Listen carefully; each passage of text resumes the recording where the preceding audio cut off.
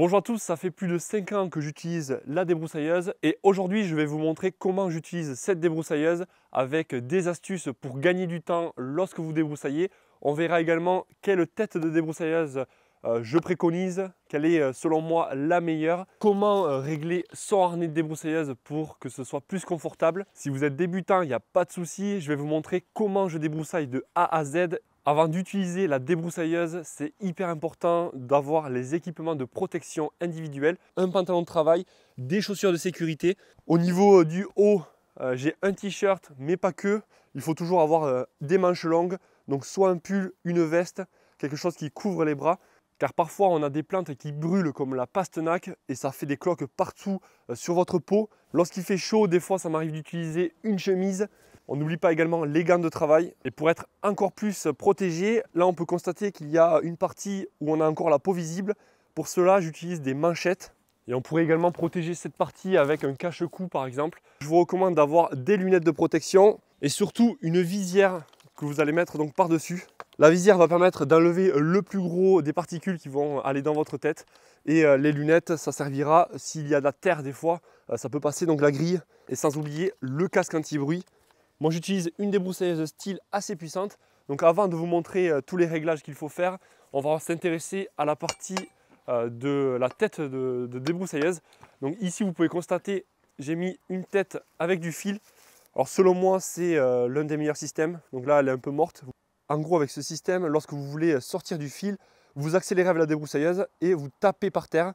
En tapant ça va appuyer ici et en accélérant avec la force centrifuge, le fil va tout simplement sortir tout seul. L'avantage c'est que là on va pouvoir mettre beaucoup de fils, 3 mètres de fil au moins par côté. Et ça vous permettra de débroussailler au moins pendant 4 heures, voire même 8 heures d'affilée, suivant ce que vous souhaitez couper. On verra ensuite la bonne distance de fil par rapport à ce que vous souhaitez couper. Et on verra qu'il y a quand même beaucoup d'erreurs à ce niveau-là. Certaines personnes utilisent très peu de fil et ça fait forcer la machine pour rien. On verra ça juste après. Important, tant que l'on y est, on a le cache de protection ici qui permettra d'éviter d'avoir des projections sur soi. Alors ici, souvent, on retrouve une lame. En fait, cette lame vient couper le fil automatiquement. Moi, je l'ai enlevé car ça use le fil beaucoup plus rapidement du coup. Et suivant ce que vous souhaitez couper, on va adapter donc la tête de débroussailleuse. Là, le fil, c'est plus pour de l'herbe en général. On peut s'en servir pour des ronces pas trop épaisses.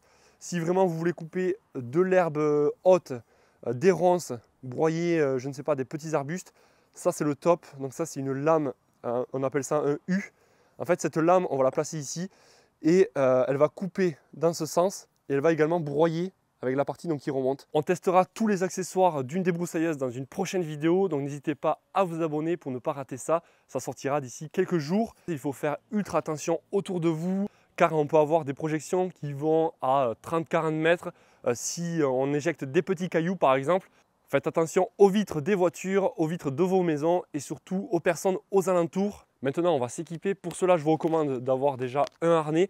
J'utilise le harnais de chez Stihl qui est assez confortable, très pratique. Donc déjà, on va pouvoir clipser à ce niveau-là, tac, le harnais. Ici, en fait, c'est la partie où on va accrocher la débroussailleuse. Les deux bretelles que l'on a ici et là, il faut qu'elles soient à la même distance pour pas qu'il y ait un déséquilibre lorsque vous débroussaillez. Pour tester, voir si la débroussailleuse est bien équilibrée, on va poser la débroussailleuse ici. On a plusieurs crans. L'avantage avec cet harnais, c'est que c'est facile à déclipser. On a juste à faire comme ça. Donc on va la positionner par ici pour l'instant. En fait, on va pouvoir plus ou moins déjà desserrer ici. Plus on desserre et plus la débroussailleuse va être à droite. Et ce qui va être important, c'est l'équilibre de la débroussailleuse. C'est-à-dire que la débroussailleuse, en fait, lorsqu'on va la lâcher, normalement, voilà, il faudrait qu'elle soit en équilibre comme ceci à peu près. Là, c'est à peu près bon. Il faut que la tête de débroussailleuse soit parallèle au sol. Et ensuite, on va pouvoir régler la poignée. Donc la faire venir plus ou moins vers soi. On peut mettre la poignée comme ça par exemple, mais c'est vrai que c'est un peu, on est plus en avant. Et moi je préfère la mettre à peu près vers ici quoi. Une fois qu'on est quasiment prêt, on va faire donc la préparation de la machine. Pour cela en général on va mettre du mélange, c'est-à-dire de l'essence avec 2% d'huile. Donc ça c'est pour les moteurs 2 temps. Lorsque vous démarrez la machine, faites attention qu'il n'y ait rien autour de la tête, car ça pourrait accélérer et faire tourner le fil. Et ensuite, on va pomper vite fait si elle n'a pas démarré depuis un petit moment. Sans oublier de mettre le starter. Ça, je le mets à chaque fois lorsque je démarre, lorsque la machine est froide. Ensuite, on peut mettre un pied ici, par exemple, histoire de tenir la débroussailleuse. Et là, on va venir tirer. ça a démarré. Pour enlever le starter, on va accélérer un petit coup. Et en fait, en fonction de ce que vous devez débroussailler, donc par exemple ici, on n'a que des petites tiges, c'est vraiment pas épais du tout. On va pouvoir se permettre de tirer un peu plus de fil. Donc je vais vous montrer ça en direct. Voilà, là il y a du fil qui est sorti. Sur cette partie, on a de l'herbe très très haute. Donc pour ça, je ne vais pas mettre beaucoup de fil. Ça me paraît logique, sinon ça va faire forcer la machine. Donc on va partir à peu près sur une vingtaine de centimètres. On va pouvoir mettre un peu plus ou moins, on verra. Comme vous avez entendu tout à l'heure, j'accélère en général tout le temps à fond la débroussailleuse. Et ensuite, je varie la puissance suivant ce qu'il y a à débroussailler. Je vais pouvoir clairement accélérer vraiment à fond. Et on va faire de droite à gauche. En fait, la débroussailleuse tourne dans ce sens. C'est-à-dire que les projections vont partir sur la gauche. Lorsque l'on est débutant, le mieux est de renvoyer en fait la débroussailleuse vers la gauche comme ceci. Et pensez à ne pas faire frotter la tête par terre. Le mieux est quand même de faire frotter le fil en premier. Donc pour ça, vous pouvez incliner légèrement la tête de débroussailleuse.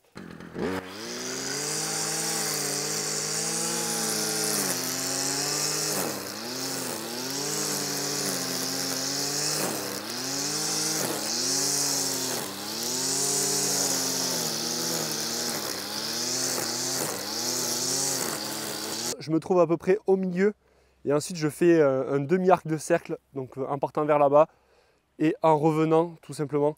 Donc j'en fais toujours le maximum. On pourrait très bien débroussailler juste 1 mètre, mais à y être autant faire le maximum. Donc là je pars là-bas et je reviens comme ceci. Et lorsque vous êtes débutant en général, on coupe souvent dans ce sens. Dans l'autre sens on coupe vite fait mais on rase pas trop. Si vous êtes expérimenté, après on peut couper dans ce sens et également dans l'autre sens. Là j'ai fait exprès de mettre pas beaucoup de fil et vous allez entendre la différence avec le moteur. Le moteur va tourner, va monter dans les tours pour rien.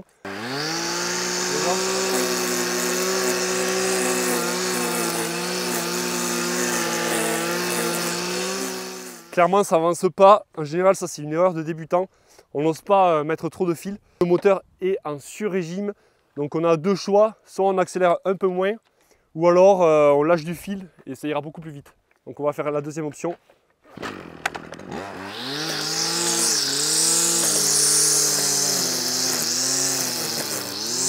Voilà. Là c'est pas mal.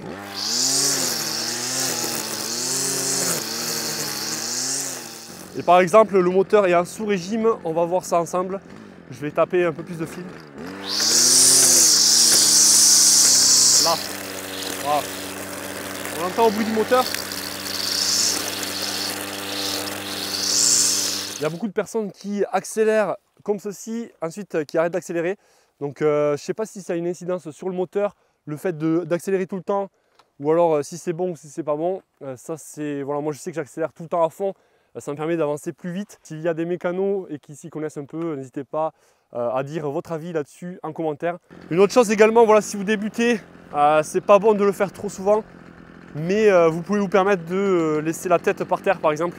Et vraiment voilà, au début quoi, parce que ça va user prématurément la tête. Je vais maintenant vous donner une astuce pour broyer l'herbe. Une fois que vous avez fini de débroussailler, eh bien on a tout le temps de l'herbe qui traîne, ça fait pas joli. Soit on la ramasse, soit on la laisse pourrir. Ça fait un andin en plein milieu. Donc pour ça, on reprend la débroussailleuse et on va broyer l'herbe. Vous allez voir le résultat qui est quand même assez satisfaisant. Juste à repasser dessus en accélérant. Et voilà, donc là on a un résultat vraiment très propre. Si vous avez les bords à faire là où la tondeuse ne passe pas, je vous recommande de le faire dans un sens particulier. Moi je préfère éjecter vers l'extérieur, ça salira moins votre crépi et après vous repassez la tondeuse pour ramasser justement tout ce que vous avez coupé. Donc on va faire ça ensemble ici. Là je ne vous recommande pas d'accélérer à fond car le fil risque de toucher le crépi, ça risquerait de l'abîmer. On va accélérer doucement et on va faire donc dans ce sens de façon à évacuer le tout vers là-bas. Donc je reste assez constant. Alors lorsqu'on se trouve proche d'arbustes, là vraiment n'accélérez pas fort du tout. Il faut vraiment faire gaffe de ne pas abîmer l'arbuste car ça a du mal à cicatriser ensuite. Donc par exemple, là je peux y aller très mollo, tranquille. Je peux aller vraiment doucement. Lorsque je débroussaille un talus, ce que j'aime bien faire c'est dans ce sens, de droite à gauche en fait, comme ceci.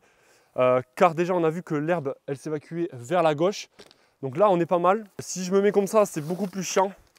Déjà ma débroussailleuse elle est à droite, elle n'est pas à gauche. C'est un peu embêtant parce que là, de suite, on est bloqué. On ne peut pas trop monter jusqu'à là-haut, sinon c'est galère. Dans ce sens, c'est beaucoup plus facile. On peut se permettre de monter bien haut là-haut. Je vais accélérer de façon constante à peu près et on va venir incliner la tête de débroussailleuse, qu'elle soit parallèle en fait tout simplement au talus.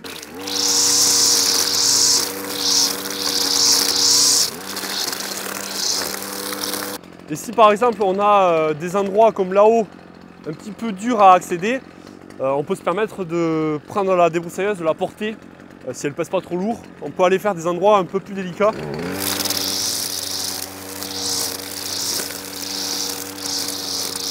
Tant que l'on est sur les talus, ce qui est bien ici, ça va être de faire en priorité l'arête du talus et ensuite on va descendre en bas. Ça permet de le faire en plusieurs fois et de ne pas trop se faire mal. Donc premièrement, je pars d'ici, on va faire donc toute l'arête. Donc toujours dans ce sens, je trouve que c'est plus pratique.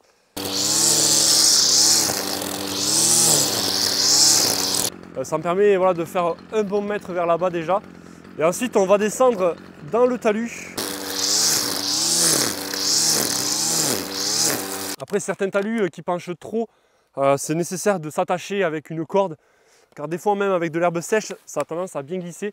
Si par exemple chez vous, vous avez du gravier, donc ce que l'on va faire, on va se mettre dans ce sens, on va incliner la tête légèrement, de façon à ce que les projections partent à droite et partent en face en fait.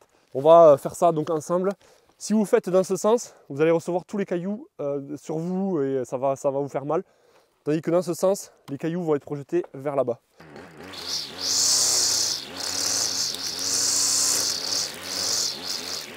Cette vidéo, je donnais mon avis sur l'utilisation d'une débroussailleuse.